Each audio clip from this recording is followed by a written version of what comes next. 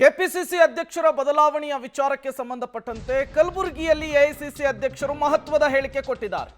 KPCC ಅಧ್ಯಕ್ಷ DK Shivakumar ಬದಲಾವಣೆ fix ಅನ್ನುವಂತಹ ಪ್ರಶ್ನೆ. ಕಲಬುರಗಿಯಲ್ಲಿ ಎಐಸಿಸಿ ಅಧ್ಯಕ್ಷ ಮಲ್ಲಿಕಾರ್ಜುನ್ ಖರ್ಗೆ ಅವರು ಮಹತ್ವದ ಸುಳಿವನ್ನು ಕೊಟ್ಟಿದ್ದಾರೆ. ಈಗ 3 ರಾಜ್ಯದಲ್ಲಿ ಅಧ್ಯಕ್ಷರ ಬದಲಾವಣೆಯನ್ನ ಮಾಡಿದ್ದೇವೆ. ಕೆಲವೇ ದಿನಗಳಲ್ಲಿ ಉಳಿದ ರಾಜ್ಯಗಳಲ್ಲೂ ಕೂಡ ಅಧ್ಯಕ್ಷರ ಬದಲಾವಣೆ ಆಗುತ್ತೆ. ಹಂತ ಹಂತವಾಗಿ ಪಿಸಿಸಿ ಅಧ್ಯಕ್ಷರ ಬದಲಾವಣೆಯನ್ನ ಮಾಡ್ತೇವೆ.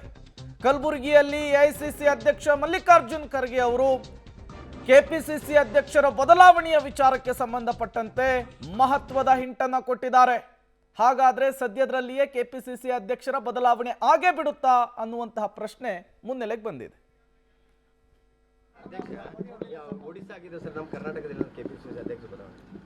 ಒರಿಸ್ಸಾ ಮಾಡಿದ್ದೀನಿ, ಬಂದಿದ್ದೀನಿ. ಬ್ಯಾಕ್ವರ್ಡ್ ಕ್ಲಾಸ್ ಒಬ್ಬರು ಅಧ್ಯಕ್ಷ ಮಾಡಿದ್ದೇವೆ, ಬಂದಿ. ಈಗ 3-4 ಮಾಡಿದ್ದೇವೆ, ಬಾಕಿ ಒಂದು ಆಗ್ತವೆ. ನೋಡಿ, ನಾನು ಸ್ಪೆಸಿಫಿಕ್ವಾಗಿ ಹೇಳಕ್ಕಾಗಲ್ಲ. ಕರ್ನಾಟಕದ ಏನು ಮಾಡಿದೆ, ಮತ್ತು ನೀವು ತಿರ್ಚಿ ಮುರ್ಚಿ ಅದಕ್ಕೆ ಮಾಲ್ ಮಸಾಲ ಹಚ್ಚಿ ಅದಕ್ಕೆ ಭಾಳ ಜನ ಟ್ರುತ್ ಹೇಳಲ್ಲ. ನಿಮಗೆ ಬರೋದೇನೆಂದರೆ ಅಲ್ಲಿ ಹೋದ ಕೂಡಲೇ ವ್ಯತ್ಯಾಸಗಳಾಗ್ತಾವೆ ನಿಮಗೆ. ಇದರಲ್ಲಿ ನಾವು ಯಾವ್ಯಾವ ಒಂದು ಆಗಿ ಮಾಡ್ತಾ ಇದ್ದೇವೆ. ಮತ್ತು ಇನ್ನೊಂದು 2-3 ದಿವಸದಲ್ಲಿ ಇನ್ನೊಂದು 2-3 ಸ್ಟೇಟ್ಗಳನ್ನು ಮಾಡ್ತೇವೆ. ಮತ್ತು ಕೆಲವು ಕಡೆ ಆಫೀಸ್ ಬೇರರ್ಸ್ ಏನು ಮಾಡಿಲ್ಲ, ಆ ಆಫೀಸ್ ಬೇರರ್ಸು ಮಾಡ್ತೇವೆ.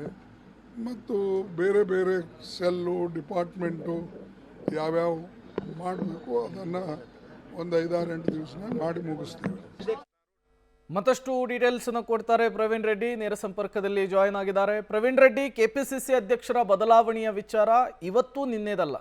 ಈ MP ಎಲೆಕ್ಷನ್ ಮುಗಿದಾಗಿನಿಂದಲೂ ಕೂಡ ಈ ಕೆಪಿಸಿಸಿ ಅಧ್ಯಕ್ಷರ ಬದಲಾವಣೆಯ ವಿಚಾರಕ್ಕೆ ರಾಜ್ಯ ಕಾಂಗ್ರೆಸ್ನಲ್ಲಿ ಸಾಕಷ್ಟು ಬೆಳವಣಿಗೆಗಳು ಬರ್ತಾ ಇದೆ. ಈ ಎಲ್ಲ ಬೆಳವಣಿಗೆಗಳ ನಡುವೆ ಇವತ್ತು ಎಐಸಿಸಿ ಅಧ್ಯಕ್ಷರು ಕೊಟ್ಟಂತಹ ಹೇಳಿಕೆಯನ್ನ ಹೇಗೆ ಅರ್ಥೈಸಿಕೊಳ್ಳಬಹುದು? ಸದ್ಯದಲ್ಲಿಯೇ ಕೆಪಿಸಿಸಿ ಅಧ್ಯಕ್ಷರ ಬದಲಾವಣೆ ಆಗೇ ಬಿಡುತ್ತೆ ಅನ್ನುವಂತಹ ಸೂಚನೆಯನ್ನು ಕೊಡ್ತಾ ಇದೆಯಾ ಈ ಹೇಳಿಕೆ ಅಂತ? ಪ್ರೇಮ್, ಒಂದಂತೂ ಸ್ಪಷ್ಟವಾಗಿ ಹೇಳ್ಬೋದು, ಕರ್ನಾಟಕದಲ್ಲಿ ಕೆಪಿಸಿಸಿ ಅಧ್ಯಕ್ಷ ಸ್ಥಾನ, ರಾಜ್ಯಾಧ್ಯಕ್ಷ ಸ್ಥಾನ ಬದಲಾವಣೆಗೆ ಈಗಾಗಲೇ ಅಂದ್ರೆ ಕಳೆದ 6 ತಿಂಗಳಿಂದಲೂ ಕೂಡ ಕಾಂಗ್ರೆಸ್ನ ಹಲವು ಶಾಸಕರು ಹಾಗೂ ಸಚಿವರು ಕೂಡ ಹೇಳಿಕೆಯನ್ನು ಕೊಡ್ತಾ ಇದ್ರು. ಏನಂದ್ರೆ DK ಶಿವಕುಮಾರ್ ಅವರ ಒಂದು ಬದಲಾವಣೆ ಮಾಡಿ 2 ಹುದ್ದೆಗಳು ಬೇಡ, 1 ಹುದ್ದೆ ಸಾಕು ಅಂತ ಹೇಳಿ. ಸೊ ಅದಕ್ಕೆ ಆಡ್ ಆನ್ ಆಗಿ ಇವತ್ತು ಮಲ್ಲಿಕಾರ್ಜುನ್ ಖರ್ಗೆ ಅವರು ಕೂಡ ಇವತ್ತು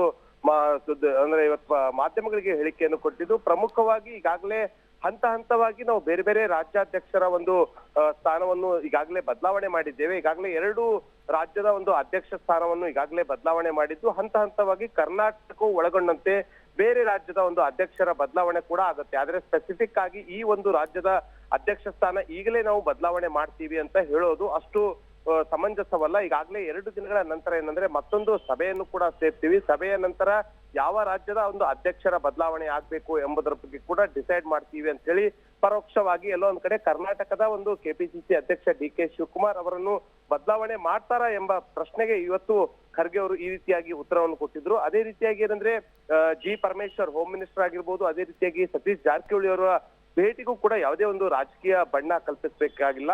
ನಾವು ಕೂಡ ಸಹಜವಾಗಿಯೇ ಭೇಟಿಯಾಗಿದ್ದೀವಿ. ಇನ್ನು ಎಐಸಿಸಿ ಅಧ್ಯಕ್ಷನಾಗಿದ್ರು ಕೂಡ ನಾನು ಕೂಡ ಕರ್ನಾಟಕದವನಾಗಿದ್ದೇನೆ. ಹೀಗಾಗಿ ಸಲೀಸಾಗಿ ಎಲ್ಲಾ ನಾಯಕರನ್ನು ಕೂಡ ನಾನು ಅವೈಲೇಬಲ್ ಆಗ್ತೀನಿ. ಹೀಗಾಗಿ ನಮ್ಮ ರಾಜ್ಯದ ಹಲವು ನಾಯಕರು, ಶಾಸಕರು ಮತ್ತು ಸಚಿವರೆಲ್ಲರೂ ಕೂಡ ಭೇಟಿಗೆ ಅವಕಾಶವನ್ನು ಕೇಳಿದಾಗ ನಾನು ಅವಕಾಶ ಕೊಡಬೇಕಾಗುತ್ತೆ. ಅದೇ ರೀತಿಯಾಗಿ ಅವರನ್ನು ಕೂಡ ಅವಕಾಶ ಕೊಟ್ಟಿದ್ದೀನಿ. ಇದರಲ್ಲಿ ಯಾವುದೇ ರಾಜಕೀಯ ಇಲ್ಲ ಅಂತ ಹೇಳಿದ್ದಾರೆ. ಎಲ್ಲೋ ಒಂದ್ ಕಡೆ ಮಲ್ಲಿಕಾರ್ಜುನ್ ಖರ್ಗೆ ಅವರ ಓವರ್ ಆಲ್ ಆಗಿ ಒಂದು ಮಾತನ್ನು ನೋಡೋದಾದ್ರೆ, ಮುಂಬರುವಂತಹ ಕೆಲವೇ ದಿನಗಳಲ್ಲಿ ಇಲ್ಲಿನ ಕರ್ನಾಟಕದ ರಾಜ್ಯಾಧ್ಯಕ್ಷರ ಸ್ಥಾನ ಬದಲಾವಣೆ ಆದ್ರೂ ಕೂಡ ಅಚ್ಚರಿ ಇಲ್ಲ ಅಂತಾನೆ ಹೇಳ್ಬೋದು. Prem, okay, thank you Praveen Reddy ತಮ್ಮೆಲ್ಲ ಮಾಹಿತಿಗಾಗಿ.